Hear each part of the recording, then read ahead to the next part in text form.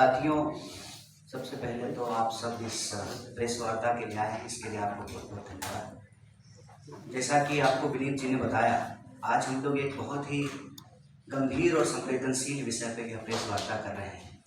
आप में से बहुत सारे साथियों को यह जानकारी मिली होगी कि रूस में 20 नौजवानों को, भारतीय नौजवानों को बंधक बना करके रखा गया है। बंधक क्यों बना करके रखा गया है? क्योंकि हमारे देश में युवाओं के लिए मृतकाल चल रहा है। देश में तो नौजवानों के लिए मृतकाल चल ही रहा था। जिन नौजवानों को रोजगार नहीं मिल रहा है, अब विदेशों में भी भारतीय नौजवानों के लिए मृतकाल शुरू हो गया है। रोजगार के बड़े बड़े दावे किए गए। सरकार ने कहा कि हम हर साल 2 करोड़ नौकरी देंगे। अगर हर साल देश में 2 करोड़ नौकरी दी जाती तो शायद ये स्थिति पैदा नहीं होती। आप जानते हैं कि रूस के पास परमानेंट आर्मी नहीं है, ठेके पर आर्मी है। हमारे देश में भी जो है ठेके पर अग्निपथ योजना लाई गई है, ठेके पे जवानों को बहाल किया जाएगा और वहां पर जबरदस्ती भारतीय नौजवानों को एक तरीके से बंधक बना करके रखा गया है। उसमें से सिविलियन वर्क में गुजरात का एक नौजवान, नोट कीजिएगा, गुजरात मॉडल, गुजरात का एक नौजवान, उसकी दुखद मौत हो गई है। और इस संवेदनशील विषय पर चारों तरफ चुप्पी है। होता है ना कि मोबाइल में एक वाइब्रेशन मोड होता है और एक साइलेंट मोड होता है। तो जब प्रचार की बात आती है, फोटो आप का बात आता है, तो प्रचार मंत्री सक्रिय हो जाते हैं, वाइब्रेशन मोड ऑन हो जाता है। और देश से जुड़ा हुआ कोई विषय हो, नौजवान से जुड़ा हुआ कोई विषय हो, तो साइलेंट मोड पे चले जाते हैं। ये कितनी गंभीर विषय है कि देश में अगर देश के नौजवान अपने देश के लिए शहादत दे रहे हैं, जान दे रहे हैं, तो यह बात समझ में आती है कि यह देशभक्ति है। राष्ट्र के लिए जो है आप अपनी जान दे रहे हैं। दूसरे देश की लड़ाई में, दूसरे देश के वार में भारतीय नौजवानों को क्यों जाना पड़ रहा है? इसका एक सीधा संबंध ये है कि हमारे देश में जो नौजवानों के भविष्य के साथ खिलवाड़ किया जा रहा है, जिस तरह से बेरोजगारी का दंश उनको झेलना पड़ रहा है। और आप सब जानते हैं कि पिछले 10 साल में बेरोजगारी दर लगभग दोगुनी हो गई है। 45 साल में देश के इतिहास में इतनी बेरोजगारी कभी नहीं थी। लाखों पद केंद्रीय विभागों में खाली हैं और सरकारी जो क्षेत्र हैं, राज्य सरकार के अधीन जो आते हैं, उसकी तो हालत आप सब देख ही रहे हैं कि क्या हो रहा है। जब हमारी भारत जोड़ो न्याय यात्रा उत्तर प्रदेश से गुजर रही थी, तो इलाहाबाद विश्वविद्यालय का एक नौजवान आया और कहा, भैया जितना इस देश में लव लेटर लीक नहीं होता है, उससे ज्यादा उत्तर प्रदेश में क्वेश्चन पेपर लीक हो जाता है। मतलब नौजवानों की स्थिति यह है कि एक तरफ या तो भर्ती नहीं की जाती है, भर्ती की प्रक्रिया शुरू होती है तो प्रश्न पत्र लीक हो जाता है और पूरी की पूरी प्रक्रिया जो है वो न्यायालय के अधीन चली जाती है। और आप भर्ती की प्रक्रिया और उसमें होने वाले प्रश्न पत्र की तो अलग बात है। अभी आज आप लोगों ने देखा होगा कि उत्तर प्रदेश में बोर्ड के पेपर भी लीक हो गए हैं। ये जो देश के नौजवानों के साथ इतना बड़ा अत्याचार हो रहा है, और मैं आप सब लोगों से एक आंकड़ा साझा करना चाहता हूं। अभी से कुछ महीने पहले 1 घंटे से कम समय में 1 नौजवान आत्महत्या कर रहे थे देश में। अभी का आंकड़ा यह है कि 1 घंटे से कम समय में 2 नौजवान आत्महत्या कर रहे हैं। मतलब देश में रोजगार नहीं मिलेगा तो देश में आत्महत्या करने की स्थिति है। और रोजगार पाने के उद्देश्य से वॉर जोन में जाकर के, युद्ध क्षेत्र में, दूसरे देश की सेना में जबरदस्ती जो है बंधक बना करके नौकरी करवाने की स्थिति पैदा की गई है। और आप सब लोगों ने ये न्यूज भी शायद देखा होगा, अखबार के किसी कोने में आखिरी पृष्ठ पे होगा कि एक न्यूज और चली थी कि इजराइल में लेबर नहीं मिल रहा है इजराइल को, इसीलिए बहुत सारे माफिया देश में सक्रिय हो गए हैं अलग अलग राज्यों में। और जो हमारे देश के नौजवान हैं उनको एक तरीके से उनकी मजबूरी का फायदा उठा करके, और एक कहावत आप लोगों ने सुना होगा, मरता क्या ना करता, बहला फुसला करके, सपने दिखा करके कि विदेश में आपको नौकरी मिल रही है, देश के नौजवानों के साथ, उनके भविष्य के साथ खिलवाड़ किया जा रहा है। और इसी कड़ी में मैं एक बात और आपको जोड़ दूं, अपने बच्चों को, उनके भविष्य को बेहतर बनाने के लिए सपना देखने वाले जो माँ बाप हैं, पेट काट करके अपने बच्चों को पढ़ने के लिए बाहर भेजते हैं। और आए दिन यह खबर सुनने को मिलती है, फिर से अखबार के किसी आखिरी कोने में, कि कभी अमेरिका में जो है किसी नौजवान को किसी यूनिवर्सिटी में मार दिया गया है, भारतीय नौजवान को, कभी ऑस्ट्रेलिया में मार दिया गया है, कभी यूरोप के किसी कोने में मार दिया गया है। और इन सब के बीच दावा क्या किया जाता है?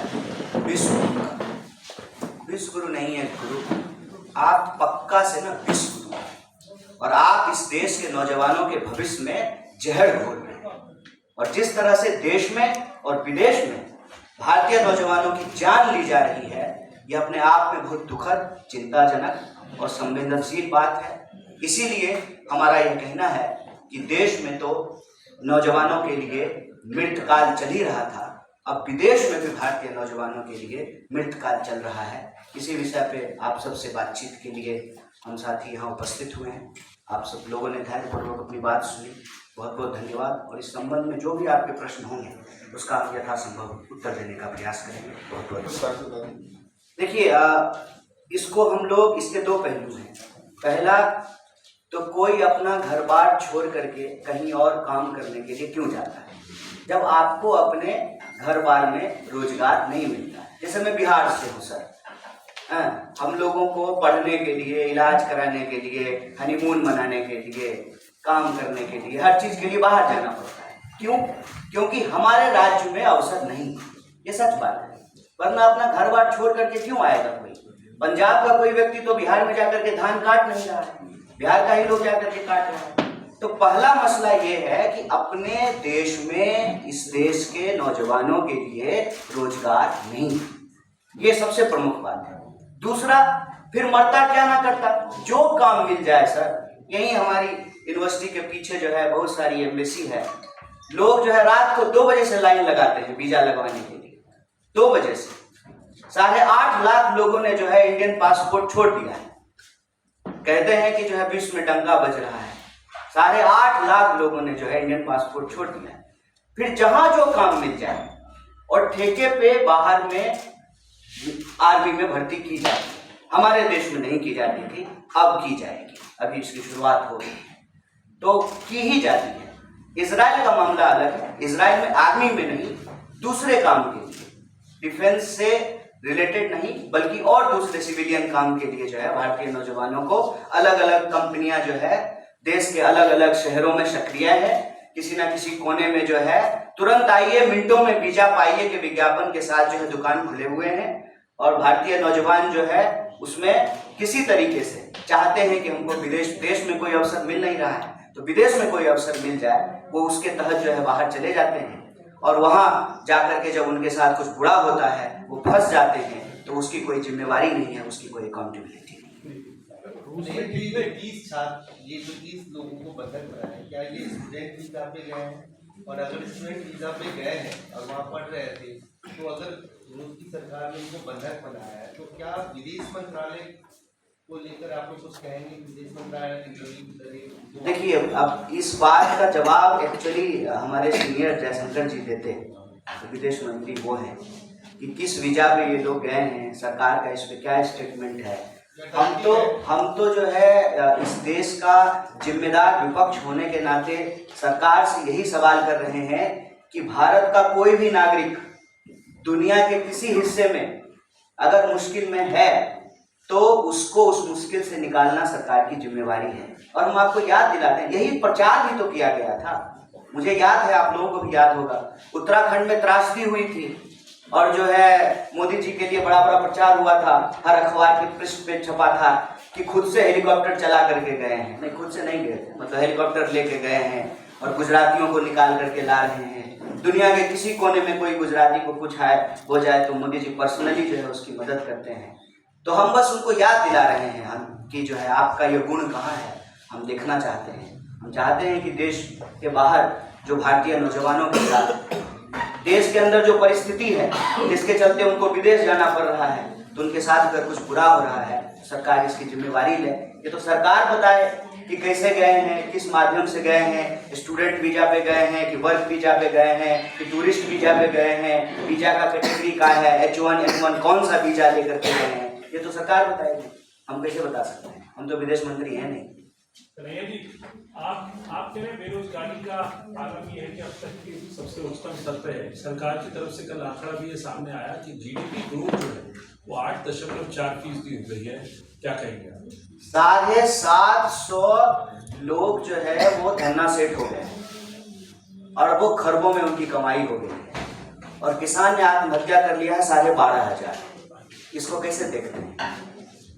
जीडीपी ग्रोथ हो रहा है, अच्छी बात है, विकास दर बढ़ रहा है, बहुत अच्छी बात है, लेकिन अगर बेरोजगारी दर बढ़ रहा है तो चिंता की बात है, महंगाई बढ़ रही है तो चिंता की बात है, नौजवानों की आत्महत्या दर बढ़ रही है तो चिंता की बात है, महिलाओं के ऊपर होने वाले अपराध अगर बढ़ रहे हैं तो चिंता की बात है, मजदूरों को अगर मजदूरी नहीं मिल रही है, ये अपना ही पैसा, आपका अपना पैसा, आपकी कमाई का एक हिस्सा काट करके सरकार के खाते में आपने जमा किया है, और जब बेटी का शादी है, मकान बनाना है, बच्चा को पढ़ाना है, कहीं एडमिशन लेना है, तो पीएफ का पैसा निकालने के लिए जा रहे हैं तो पैसा नहीं निकल रहा है। तो हम कह रहे हैं कि जो अच्छी चीज है वो अच्छी चीज है, जीडीपी बढ़ गया, बहुत बढ़िया बात है, मतलब हम बार बार यही सवाल पूछते हैं ना कि 5 ट्रिलियन की इकोनॉमी हो गई, शानदार, सुंदर, लेकिन 5 ट्रिलियन की इकोनॉमी हो गई तो ये 80 करोड़ लोग कौन है जो 5 किलो अनाज लेने के लिए खड़े हैं? तो धन कहाँ जा रहा है, किसके पास जा रहा है?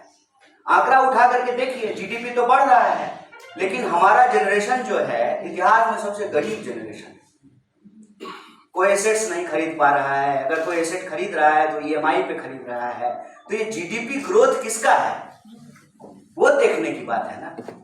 और इसमें कोई अंतर विरोधी बात तो है नहीं, ये तो और अच्छी बात है। तब तो सरकार अब ये बहाना नहीं लगाएगी कि हमारे पास पैसा नहीं है, तब तो हम कह सकते हैं ना कि जीडीपी ग्रोथ अगर 7.5% हो गया है तो फिर वो जो मांग है इस देश के विद्यार्थियों का कि शिक्षा पर जो खर्चा हो बजट का 10वां हिस्सा हो, तो 10वां हिस्सा बजट का आप एजुकेशन पे खर्च करने लगे। लेकिन आपको मालूम है कि इस बार के बजट में जो है एजुकेशन के ऊपर कटौती की गई है। तो पैसा अगर पैदा हो रहा है इकोनॉमी में तो जा किसके पास रहा है? ये बेरोजगारी क्यों बढ़ रही है? किसानों की आमदनी क्यों नहीं दुगनी हो रही है? एमएसपी क्यों नहीं मिल रहा है? और आप सब पत्रकार साथी एक बात याद दिलाएं, लाडली का कितना प्रचार किए थे लाडला ने, लाडली कहाँ है? 5 मिनट। लाडली में पैसा मिलना बंद हो गया है। एमएसपी पे जो वादे किए गए थे वो वादा तो छोड़ दीजिए। गुजरात के मुख्यमंत्री थे मोदी जी, तो प्रधानमंत्री मनमोहन सिंह जी को चिट्ठी लिख करके कहा था कि एमएसपी दोगुनी कर दीजिए। अब तो मनमोहन सिंह जी प्रधानमंत्री है नहीं, गुजरात के मुख्यमंत्री देश के प्रधानमंत्री बन गए हैं, तो एमएसपी क्यों नहीं लागू कर रहे? उसको कानूनी दर्जा क्यों नहीं दे रहे? इसीलिए जो है किसान आंदोलन कर रहे हैं। नौजवानों की हालत देख लीजिए कि देश के किसी ना किसी कोने में भर्ती समय से हो, एग्जाम टाइम पे लिया जाए, प्रश्न पत्र लीक ना हो, देश के किसी न किसी कोने में जो है नौजवान और विद्यार्थी आंदोलन कर रहे हैं। जीडीपी बढ़ा है, बहुत बढ़िया, लेकिन बेरोजगारी नहीं बढ़ी है। कन्हैया जी, आप यहाँ पर आए हुए हैं तो ये भी बता दीजिए कि जेएनयू में जो हिंसा हो रही है, जेएनयू में फिलहाल हमने देखा कि हिंसा हुई है, उस पर आप क्या कहेंगे?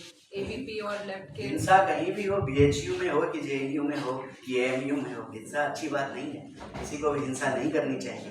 देश में कानून व्यवस्था है, जैसा कि पिताजी जो है मुख्यमंत्री गृह मंत्री हैं, लॉ एंड ऑर्डर है, ये तो कहीं भी हिंसा क्यों हो? हिंसा होने की जरूरत क्या है? प्रधानमंत्री ने अपने चुनावी जो जनसभाएं वो ऑलरेडी शुरू कर दी और सीईसी में बैठक चली बड़ी लंबी और बहुत ही जल्द उम्मीदवारों इसमें कौन सी नई बात है? उन्होंने चुनावी सभा शुरू कर दी, वो चुनावी मोड पे अगली बार 400 पार की बात करिए बीजेपी, आपको क्या लग रहा है कांग्रेस पार्टी का क्या?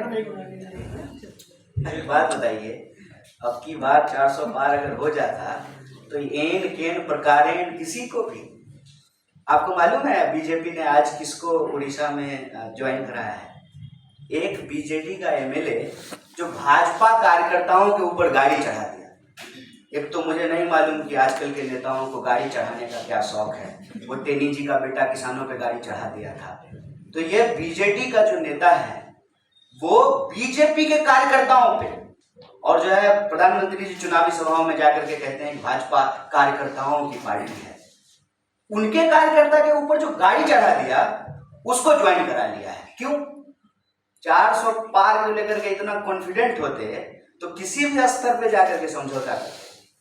अभी आपने देखा कि बिहार में जो है नीतीश कुमार को लेकर के क्या क्या बोलते थे, और अभी जो है सब एकदम सब बढ़िया एकदम स्वीट स्वीट सा हो गया है। तो मुझे नहीं लगता है, ये दावे हैं, सुनते हैं हम भी, आप भी सुनिए। ये प्रेस कॉन्फ्रेंस एक बहुत ही गंभीर और संवेदनशील विषय पे है। चुनाव सीट नंबर के लिए प्रेस कॉन्फ्रेंस नहीं रखा गया है। नंबर मैंने आपको बताया, 20 भारतीय लोग रूस में फंसे हुए हैं, बंधक बनाए हुए हैं। 400 छोड़ करके 20 नंबर याद रखिए। इसलिए नहीं जवाब दे रहा हूँ, ऐसा नहीं है कि हमको जवाब नहीं देने आता है, जवाब दे सकते हैं। ये विषय कुछ और है। कन्हैया जी ये बताइए कि आपने कहा कि अमेरिका में भारतीय छात्रों का मर्डर भी हुआ है, संदिग्ध परिस्थितियों में मौत भी हुई है। ये जितने भी हाल के महीनों में मर्डर या संदिग्ध परिस्थितियों में मौत हुआ है, इसके पीछे विपक्ष के नाते आप कोई साजिश देख रहे हैं, फाउल प्ले देख रहे हैं? दूसरा सवाल है कि मोदी आपके क्षेत्र में जा रहे हैं कल, आप पिछले बार वहां से लोकसभा का चुनाव लड़े थे, इस बार कांग्रेस की टिकट पे बेगूसराय से लड़ेंगे आप? ये विषय अभी आज का नहीं है प्रेस वार्ता का। पहला सवाल जो आपने पूछा है कि भारतीय नौजवानों और विद्यार्थियों के साथ आए दिन कोई ना कोई घटनाएं होती रहती है।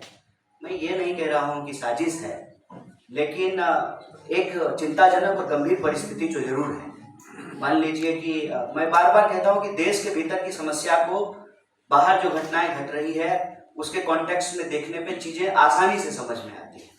मैं बार बार कहता हूँ, मैं बिहार से हूँ, और जो है जब हम लोग महाराष्ट्र जाते थे तो हमारे साथ भी जो है कई बार ऐसी घटनाएं घटी। गुजरात में कई बार जो है ऐसी घटनाएं घटी।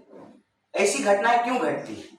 ऐसी घटनाएं तब घटती हैं जब बिहार में रोजगार नहीं है और हमको मजबूरी में बाहर जाना पड़ता है। वैसे ही भारत में अगर रोजगार की स्थिति होती तो भारतीय नौजवानों को बाहर नहीं जाना पड़ता। पहली बात तो ये।